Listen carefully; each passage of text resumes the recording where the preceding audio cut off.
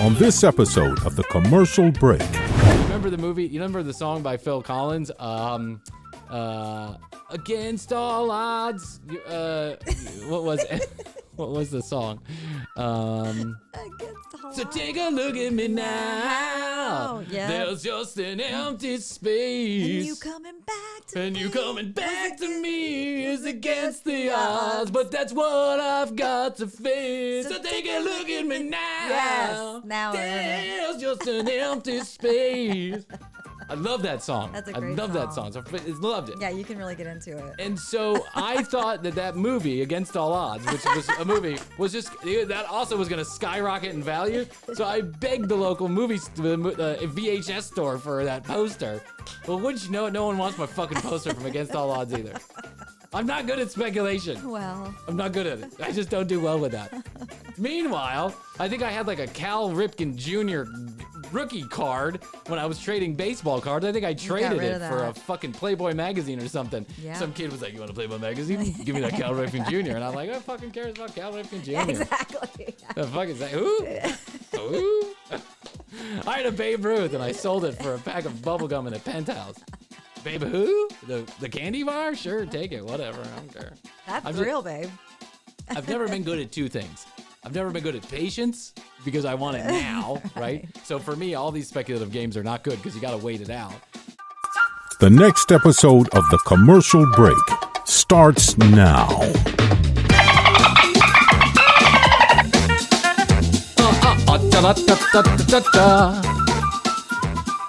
Hello. Mrs. Crumpet, my mom told me to come over here and mow your lawn. Oh, hi, Billy.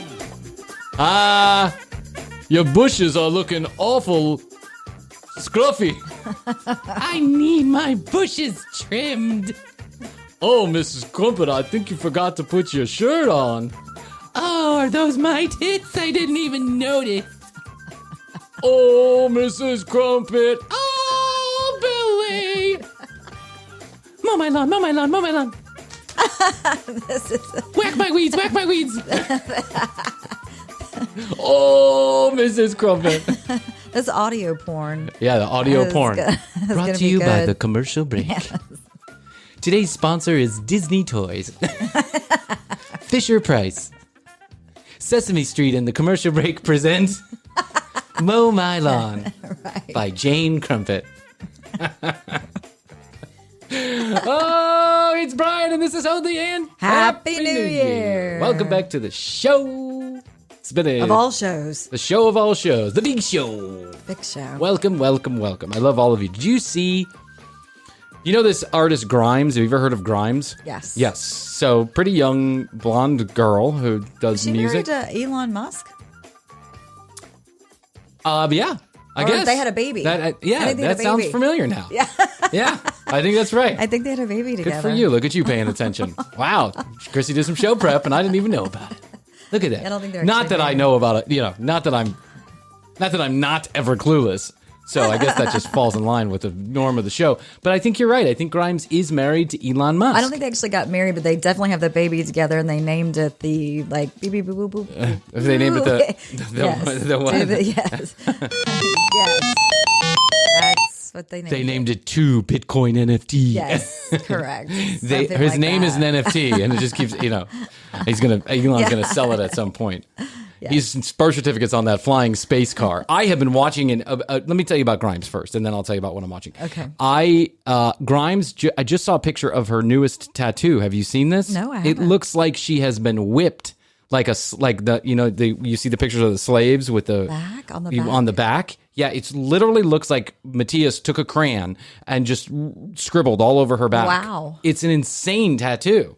And I don't know what she was trying to say. Something about the chains of life or the string theory or something. I don't know what exactly she was saying, but it was the most, in my opinion, ridiculous tattoo I've ever seen in my entire life. It just doesn't look like anything that makes any sense. But I mean, God bless her. She wants to do whatever she wants to do with her back. But literally think of a child scribbling on the back of a piece of paper, like a 2-year-old. And that's what it looks like on her back. And it was all like bloody and raised, and it looked pretty bad. Wow. I thought to myself, why would you do that to yourself? Yeah. That's why I'm afraid to get a tattoo. It's because I'm afraid, not I'm afraid anybody else is going to think it's stupid. I'm afraid I'm going to think it's stupid after 2.5 seconds. I'm going to be like, why did I get this fucking dolphin on my foot?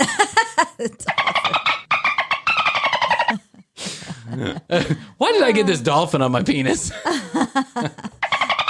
I love watching those tattoo shows, though. They're all about the artistry of it. I know love that. I know good friends of mine. Oh, yeah. Had another good friend. When I was a kid, I had a good friend. He turned out to be a world famous tattoo artist. World famous, nice. right? He is like all around the world known. People pay him tens of thousands of dollars for tattoos. Huge, complex tattoos, all up and down their bodies, and he does it all freehand, right? And so some people will come in and they'll say, "You do it, right? You figure out what you're going to do. You're the artist. I'm the canvas. You do it." That kind of guy, right? He goes to shows and wins awards. So friends of mine went and they said, they walked in and they said, "Okay, dude," and I don't want to give away names because I don't want to hurt anybody's feelings, but okay, dude, you do me, right? Just make it up, do your thing. And then after they left and they took the thing, and they were, I can imagine that he probably showed them first time in the mirror and they were like, oh man, that looks fantastic. But when they left and the truth came out, they did not like the tattoos at all. I know. And now they are extremely upset, not upset, but they're disappointed that they let someone kind of run ripshot on the tattoo because they're like, I don't like that. Chance you take. Yeah, that's the chance you take. That's what I'm afraid of. I'm afraid that even if I pick the tattoo, even if I hand draw it my fucking self, that it's going to be bad. And then you see the dipshits who get the tattoo where something is spelled wrong. Oh, yeah. Like, life is beautiful. it's spelled with a U. Life is beautiful. What? Yeah. Who doesn't think to check this?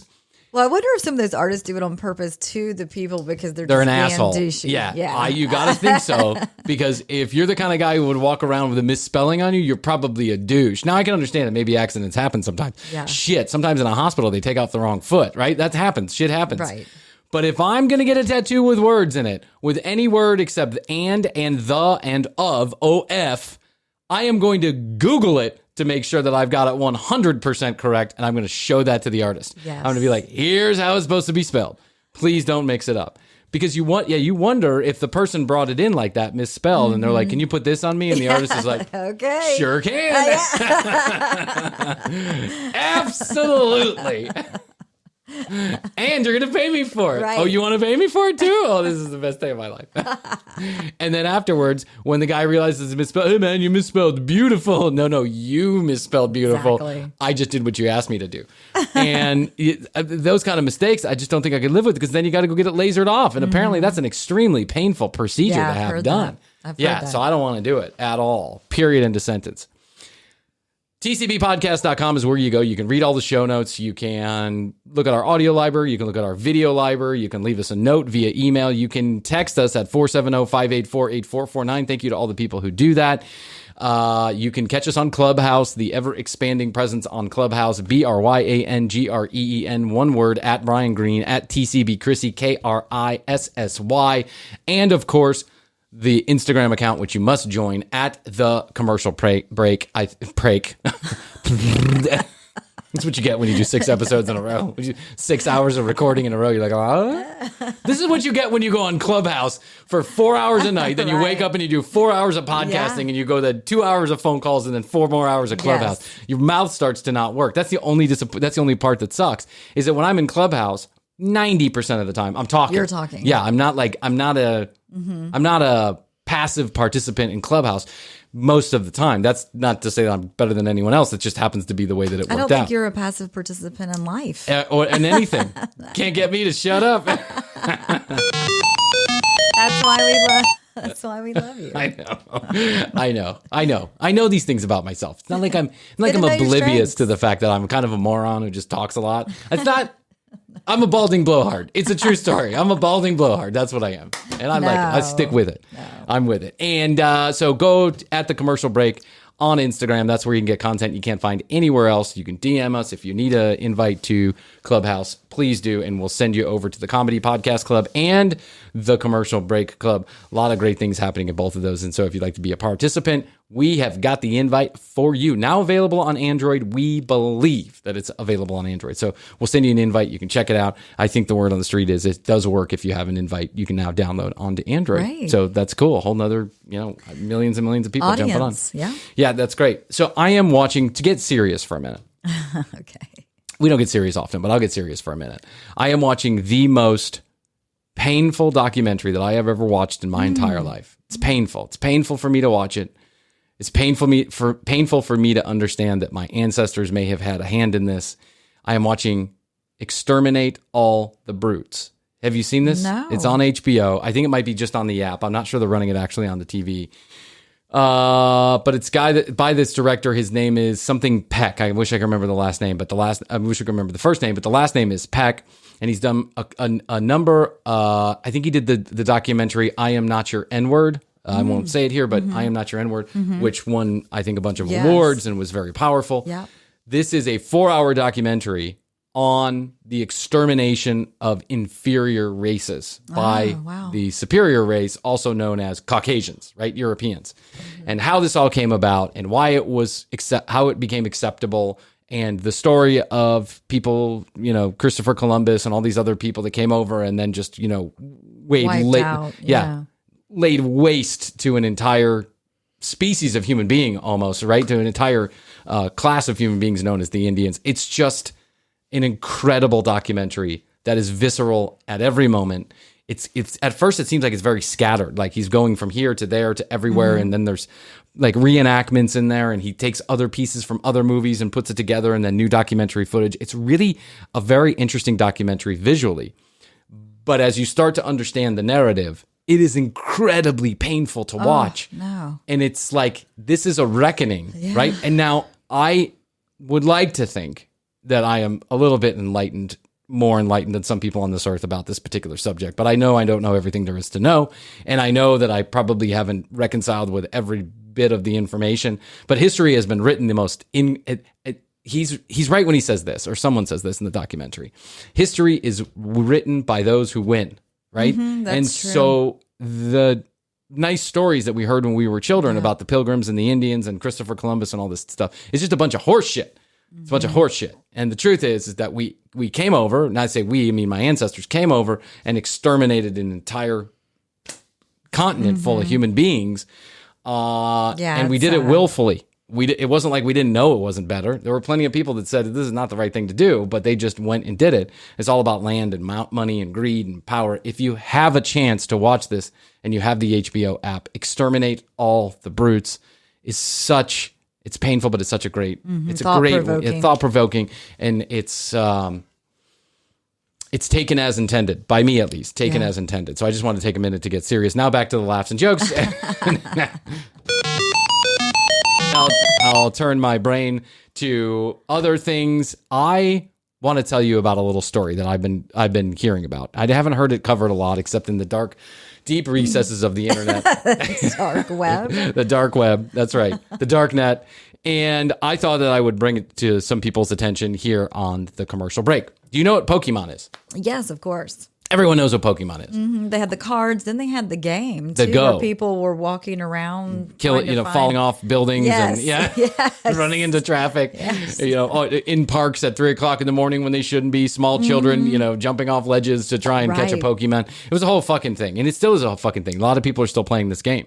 Pokemon Go, this app that they have, has not gone away in any way, shape, or form. It went away from my view. It was of course, because this press stopped talking about it. But I still see these people walking around, like in the corners of grocery stores, like pointing their phone, like "I got you, Pikachu." And I'm like, grow up. What is that game? Is it interesting? Can I play? How do you download that? They might be trying to check the nutritional label. Yeah. Oh, this is true. But they were in the corner looking at an electrical outlet. Okay, well then that's that. So I thought either they're inspectors, but I don't think so. With that Pokemon T-shirt on, those rainbow-colored Doc Martens, I just don't think so.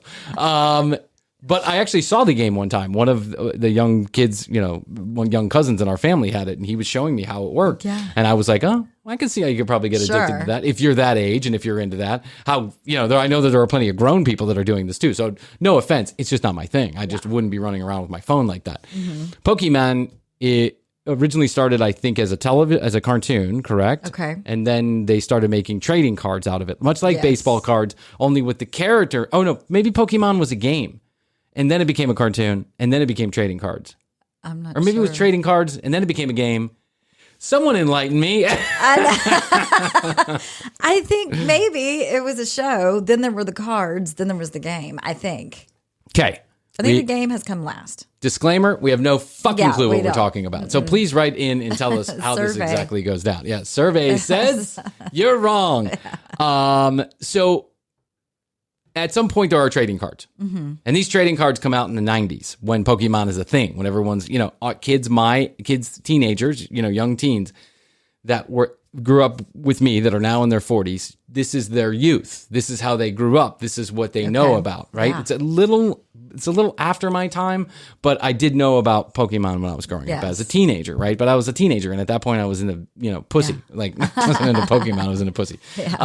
Yeah. So the trading cards, some people bought these trading cards back then, and now there are many, many adults with way too much time and way too much fucking money on their hands, and they decided they're going to trade these Pokemon cards. And the more rare they are, the more they are coveted, just like any other speculative venture. Yes. So now some of these unopened boxes of first edition, whoever the fuck cares, boxes are going for $350,000 broken up into the separate packages. That is incredible. It's a whole thing, Holy. Here's how it works. You buy a box, which apparently is very rare, of this first edition, whatever, right? There are maybe, I don't know, 10, let's call it 10,000. I have no idea, but let's say there's 10,000. How many of those are left to unopen? Maybe 1,000. So you can buy it, and you can buy that for maybe $100,000. The box sealed. Jeez. But inside of the box, there might be like 50 different packages of cards. And in those packages of cards, there might be 20 cards in each or 10 cards in each or whatever it is. Each of them has the possibility, each package has the possibility of having a card that may be worth $150,000 in and of itself in the right condition, printed under the right circumstances, whatever, magic fairy dust. I don't even, who knows? There's a whole industry. Yes. Right? And so this has become big business. And whenever there's big money in big business, there's always going to be some shithead who's trying to scam people. Yep. Jake Paul, of the two Paul brothers, it's Jake Paul and Paul or whatever it was. Who's the other one? Jake Paul and I don't even know who the other one is. It's two internet guys that have made a name for themselves running around being screwballs. They are verifiable internet sensations. They have billions of views on their YouTube pages. One guy is doing boxing matches with real boxing legends for like millions of dollars per, he all of a sudden he decided he was going to be a boxer, and apparently he's good at it. And so now he's like doing boxing events, and they're just making shitloads of money every which way from Sunday, being on the internet, Instagram, everything, right? Yes. One guy had a silly little show like ours, and then now he's got billions and billions of views and millions of followers, and people go crazy over these two brothers. So Jake Paul decides, I am going to get into the Pokemon trading trading game. Get in the game. Gonna get in the game. But I need an expert in order to do this. So he hires what he thinks, or what everybody thinks is an expert. Which really looks to me like if you're going to typecast a scammer, you would typecast this guy. He's got absolutely not a hair on his body. He looks like Lex Luthor, right? When he talks like just a sleazy, you want to buy a Pokemon first edition box of unopened cards? I've got one for you, only $75,000. You know what I'm saying? He's like a little too slick. Yes. A little too slick for sunshine, if you know what I mean. So Jake Paul buys this box from him, and then Jake Paul, then they do something called buying in. Here's how you buy in. Let's say that the box is the guy's going to sell it to you for $75,000. And there are 50 packets of cards. I am going to buy into that box. Meaning, in random, non-sequential order, or however it works, I'm going to buy one of those packages of cards, and I'm going to buy it for X amount of dollars, right? Let's say $10,000 for one package of cards. So now everyone buys in, and there's two ways to do this. Now you either can get a package of cards, right? You're buying a package of cards, speculating that there will be an expensive or two card in there. Or you can buy in, meaning everyone pools their money in together, and then whatever the cards sell for individually, we all split the pot. Oh, okay. Right? Yeah. Okay. Buy into like a lottery ticket. It's like a lottery ticket. Yeah, Correct. with And your if we win the office lottery, workers. we're all going to split the... Yes. Jake Paul does this. He buys one of these boxes. He buys it for $50,000 from this snake oil medicine guy. Right? He does it live on his whatever, YouTube. And then all these people that bought in, they start opening up the cards and they realize that they have a $350,000 box. He bought it for $50,000. Oh. Now he's reselling it for $50,000. That's what cool. they do is they open it up, and as they open it up, they literally auction the cards off right there. Yeah. Right? Someone else on the internet, I think Dumb Money guys, they call themselves Dumb Money, I think is what the name of the group is. They do an internet show also. They decide, and what they do is they talk about speculative investments and what we can put our money in and all this other stuff, right? But they don't know anything about it, so they call themselves Dumb Money. But they do their research. It's a group of friends. They decide they want to get into Pokemon, and they talk to the same guy. Oh, yeah. The same guy comes, and they set up this whole live event, which is poorly shot and shittily done, but whatever, that's not the point. They're all sitting around a table in some house in Indianapolis or whatever. And the guy brings the box, but he brings the box in a grocery bag. There is a 300. It wasn't in like the Pulp Fiction briefcase? No, the guys brought the cash in a gold briefcase or whatever, but this dipshit brings it in a Kroger bag. You know, it looks like he just got it from his mom's house. I mean, it was the most unbelievable thing. Literally brings a grocery bag with this box supposedly worth $350,000, potentially, right? Now he's going to sell it to these guys for $75,000. So he's already ratcheting up the price. When he gets there to the table, the guys start asking questions as untrained investors, but they have brought along two additional Pokemon card experts. Oh, okay, yeah. Okay, so now the Pokemon card experts say, so the guy brings out the box and he puts it on there, and he says, I got this box. I bought it from another investor. It's been sitting in he tells this whole story. The grandfather bought this kid the box. The box has been sitting in a gun safe for over 20 ended up years. in his grocery bag. Yeah, and then I bought it from him, and it's only gone from the grandfather to the safe to the grocery bag. He's telling way too much information. You know what I'm saying? No one asked him. He just started volunteering this information, right? And then he says, so if there's anything wrong with this box, then it must have happened when the grandfather bought it. He's already like making excuses as to what could be wrong with the box. Well, what could be wrong with the box? Why we didn't even accuse you of anything, dude. Right? Now we know that there is scamming that goes on, but why would we do this? So then the Pokemon experts say, we're looking for a few things. We're looking for the box to be, you know, if when we press down on the box, is move a certain way. Do we see a certain seal? Crease. Yeah. That's right. Exactly. Yeah. Do we see a certain crease this way? Because if the crease is not there, then it tells us the box is new. And, you know, a new box is not a good box. It means that there's something in it, you know. But apparently the scam is people will open up the box, they'll take the cards out, they'll throw a bunch of other cards in there, then they'll seal it back up, and then they'll sell the box with brand new cards in there, right? Cards from 2021. Yeah. So now you've just got taken. The experts start opening up this box, and as they do, their eyes just light up, but not in a good way. They're like, you know, dude, this is... So then they start opening up the packages, and they're literally cards that were printed yesterday, right?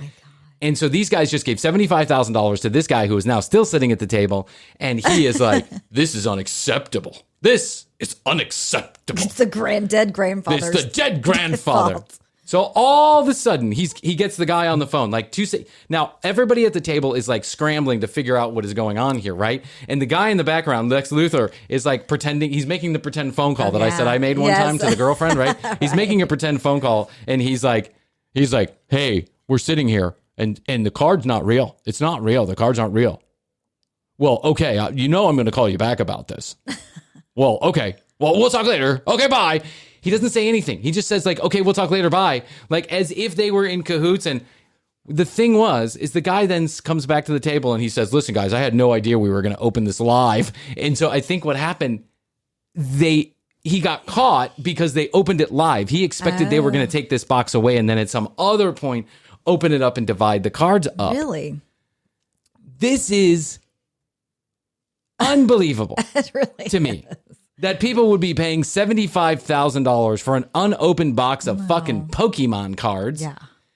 What is double unbelievable to me is that this guy would knowingly show up with a box of fake cards for a $75,000 transaction. Who does that? This guy. That's ballsy, isn't it? That's very ballsy. I mean, at some point he's going to get caught. That's how the scammers work.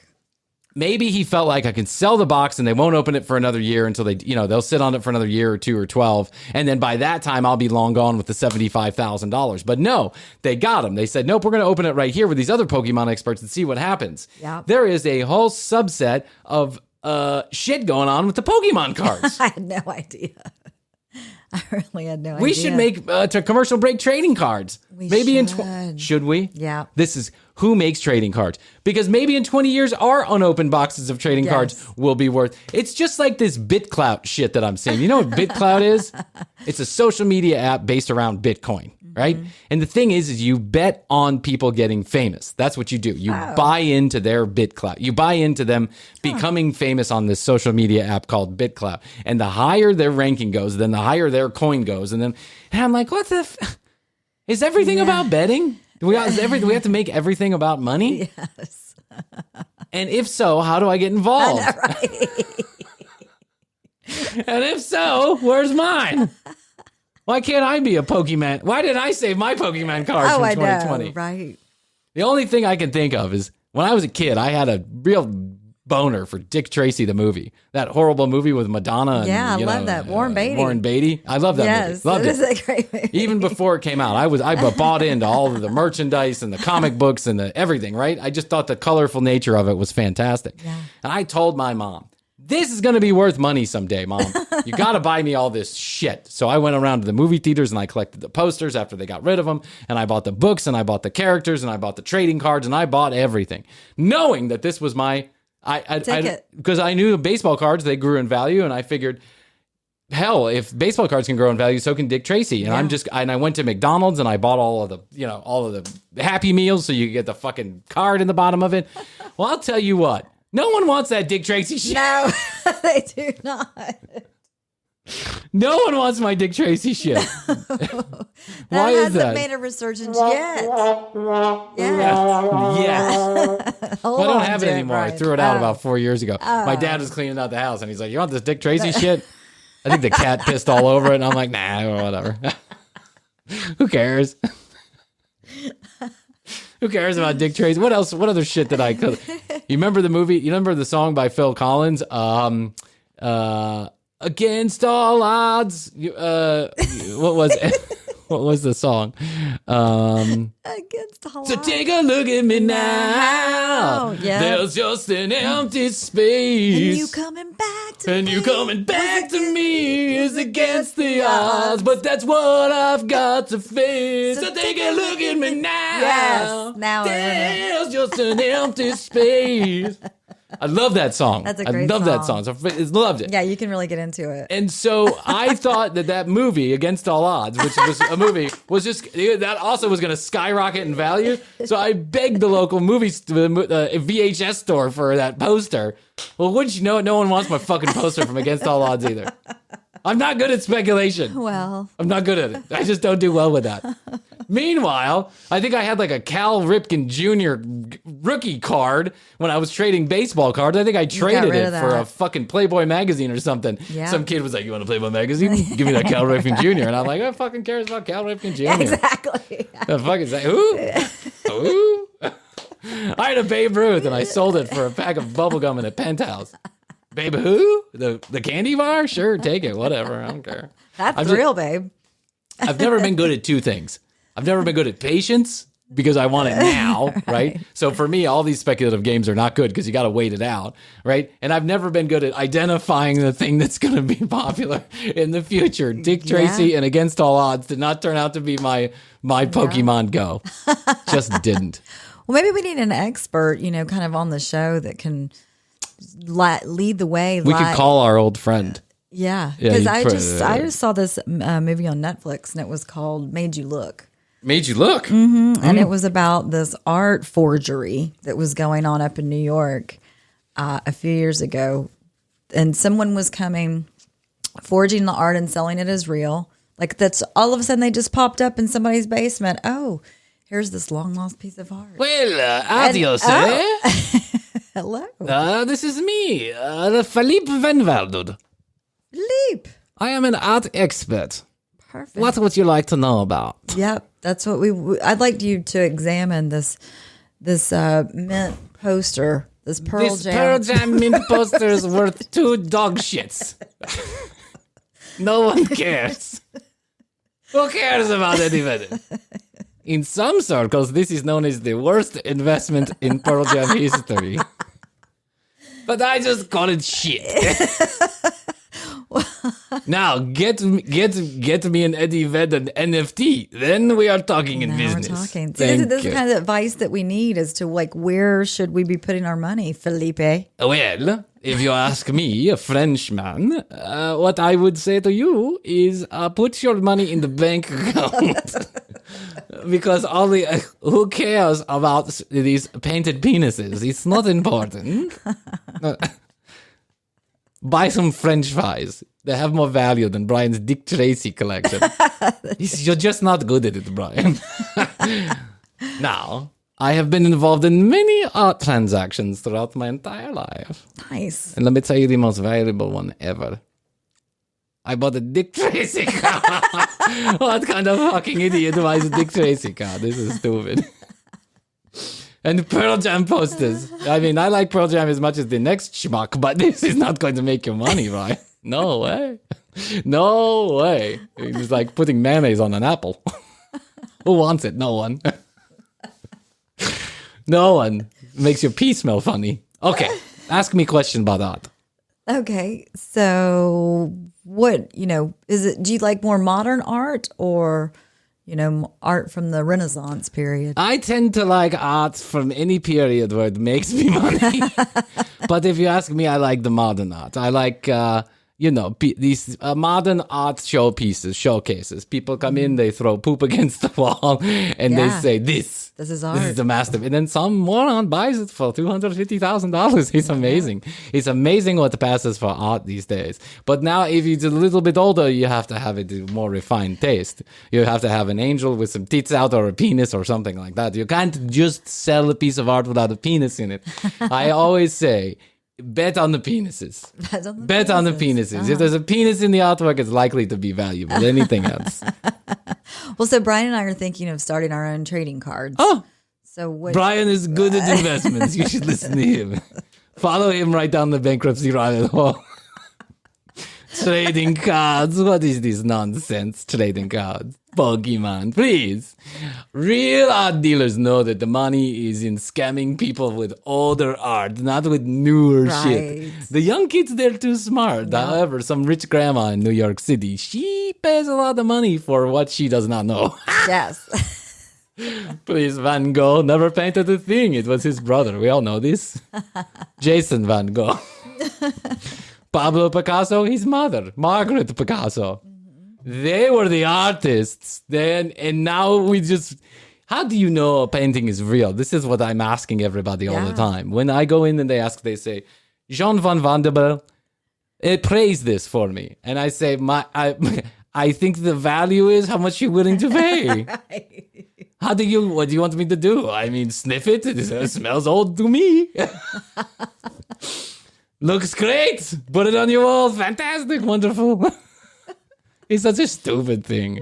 I don't even know I got involved in first place. Maybe because my dad, famous artist. Oh, was he the one who was actually doing all the art appreciation? Yeah, I mean, I don't know if you call it appreciation. He got very mad at things and threw the painting out the window. But he was an artist and a madman, and I'm telling you what. And now, so I know a little bit about art. So someone says, listen, you should probably appraise these paintings for people before they go into Sotheby's and get their $1 million. And I said, hey, listen, I'm good as the next guy. This is basically how the art world works. No one fucking knows how much it costs. What are you kidding me? This is so stupid. Why do people go, oh, the experts are here? Expert? Please, I'm drunk. I'm drunk. I just had the 3-way with a German man and some whore down in Chelsea. I don't know what you're talking about. Yes. It's worth $2 million. Oh, $2 million. $1,000,000. I don't know. I don't know what it is. This is the thing I think about art that we must all understand. It's in the eye of the beholder. All right. If someone feels like it's worth money, it's worth money. That's true. There is another idiot born every moment. So the art world will continue to experience the ups and the downs. Now people are buying the Pokemon cards. Please, Pokemon Go. Pokemon, stop fucking around. Please, stop wasting your money. How much can this go up? What, someone's going to pay $2 million for a Pokemon Go card? That's not art. You can't hang it in your wall. You can't masturbate to it. I mean... I always say, the more you can masturbate to a painting, the more valuable it should be. That makes sense. This is not a philosophy that is held by many people in the art world, but I am of course the artist expert. You are. I appreciate you coming on today. Yeah, of course. No, if you know that Brian's mother got what is it called? A Mapplethorpe or what? What is this? Robert Mapplethorpe, yeah. Yeah, no, this thing that's standing right there. Remember Brian's mother, someone gave her what's that guy? The famous artist. Oh gosh, we went up to his house. Yeah, we went to his house. We don't even know his name. This is what I'm telling you. I can't even remember the artist's name, and yet I'm thinking of Robert Mapplethorpe now. Robert Mapplethorpe is the guy who did masturbate for art. Robert Mapplethorpe was very controversial. But this guy, he literally wrote letters on top of wood carvings, and now people go crazy over his shit, and I don't understand. 1 minute he's selling 25... Finster. That's right. 1 minute he's selling 25-cent pieces of wood, and the next minute people are paying $10,000 for the same piece of wood. What did he do? He died. He wrote scripture on it. It was already written somewhere. I can doodle for $4,000. This is crazy, but it's the business that I'm in, and I don't know what else to tell you. You're a very beautiful woman. You should sit down one day and let me paint you. Okay. Naked. I'll do that. Like I said, if there's not a penis in it, it's probably not worth anything. Okay, bye. Until next time you need me for artwork. Come by. Goodbye. Ciao, ciao. Phillipe, our new art expert. Yes. Very enlightening. I agree with what he said. I like having an art expert just on hand. Yes, one that we can call up on demand. Yes. And I agree with him in some sense that how much is something really worth? It's really worth what someone's willing to pay for it. Exactly. I often say this about the real estate industry too. How much is a house worth? It's worth what someone's willing to pay for it. You can speculate all day long. You can go, I mean, we've built houses in our real estate career. We've built houses that we were sure were X amount of dollars people were going to pay for it, and they paid 30% less because that's what someone was willing to pay for it. And conversely, we've built houses where we were like, oh, we're not going to get that much money for it. And then people start, many people bid on it because there's an X factor. It's not even supply. Some supply and demand, but it's an X factor that people are either into it or they're not into it. That's just the way that it is. True. Do you have any art in your house that you would consider valuable? I do. Well, I mean, more photographs. Jeff had some photographs photographs of what that he would consider some valuable. Artists that he's put out. Okay. Some of the artists that he's worked with. So photographs of them or photographs taken by them? Photographs of them. Of them. Okay.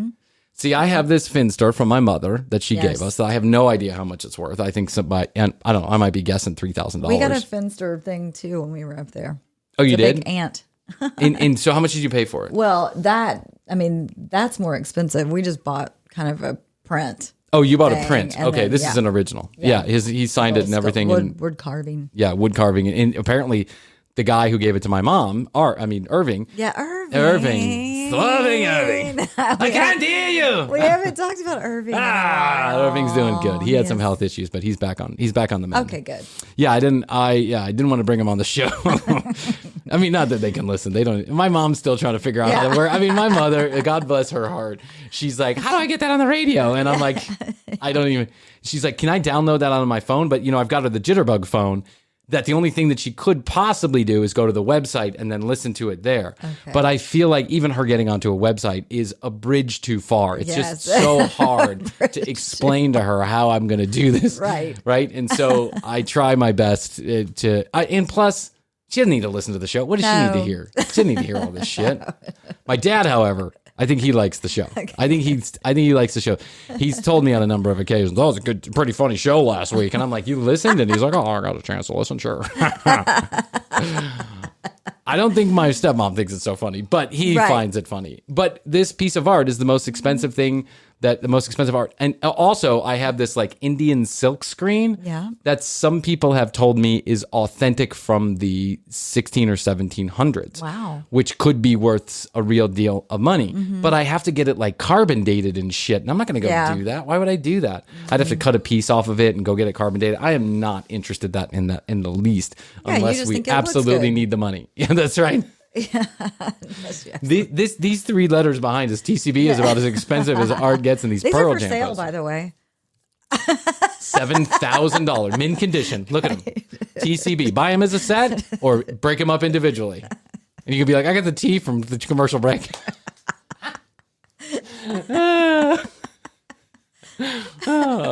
Or you can buy my Pearl Jam posters here. Yeah, everything in here is for sale. I spent a lot of money on these Pearl Jam posters, and I don't ever know if they're... I mean, I bought them because I liked them. I didn't buy them as a speculator. I got you a Pearl Jam thing, like picture photograph. You did? From the Fox. It's somewhere in the house somewhere. In her basement. I'm like looking around. I looked on the ceiling. That was the funniest thing I've ever done. I said, it's somewhere. It's on the ceiling. It's probably up in my attic. It's probably where it is, because that's where all the shit goes that we had never found a place for. Yeah. And I bought these, but I have no idea. I know how much I paid for them. I have no idea what they're going to be worth in the future. Right. And I'm just not But you like it. I do. It's something that I care for. I like coming in the studio, and I like looking. Pearl Jam concerts bring me good memories. Some of them do. So when I look at that, I go, "Oh, there was a concert that I didn't actually go to, but there was a concert that I'm making no sense right now. These are concerts that I didn't go to, but I like concerts. I've been to a concert. I might as well. I've been to a concert. I might as well put a BTS concert poster up there and said, "I've been to a concert."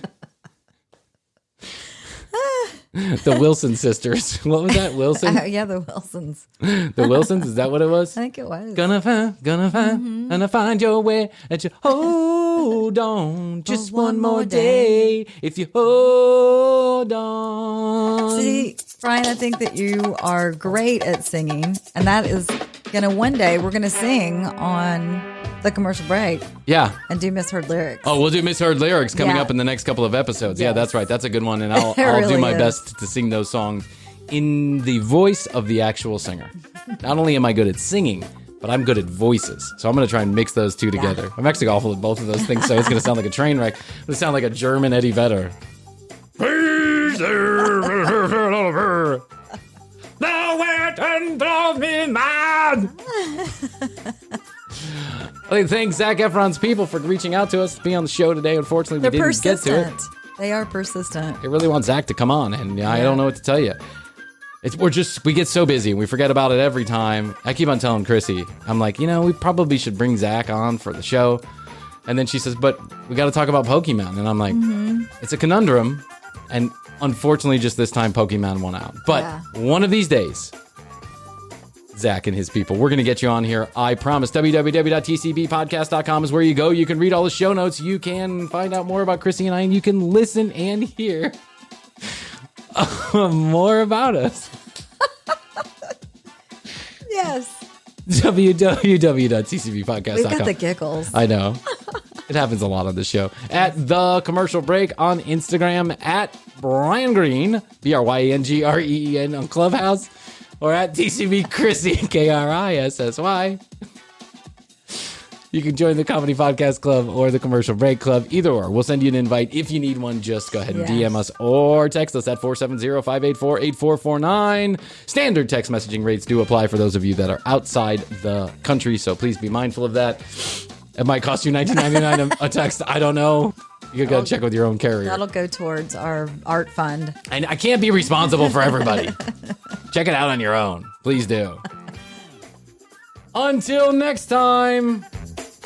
Bye. Bye. The Commercial Break. New episodes on Tuesdays and now Fridays. New YouTube clips drop daily at youtube.com/The Commercial Break. Visit tcbpodcast.com for access to our entire media library. Follow us at The Commercial Break on Instagram and join the Commercial Break Club on Clubhouse to join in live recordings. Each episode is written and produced by Brian Green, co-hosted by Krissy Hoadley, with additional content provided by Tina Kano.